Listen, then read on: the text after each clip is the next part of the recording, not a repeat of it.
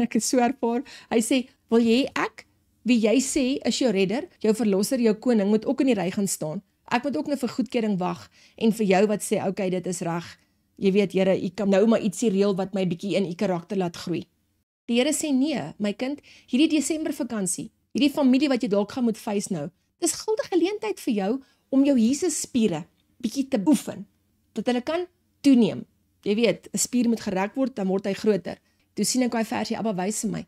Hy wat sy lewe neerlê, verloor om my ontwil, sal dit waarlik vind. Ons moet kies. Ek is ernstig wanneer ek sê ek is 'n kind van die Here. Ek praat nie net nie, ek gaan dit regtig doen. So Here, ek gaan nou vir u wys hierdie Desember vakansie. I'm going with the mission. Ek gaan my liggie laat skyn tussen my familie, veral teenoor daai persoon wat ek nie so baie like nie. Ek gaan my Jesus spiere oefen. Dis okay.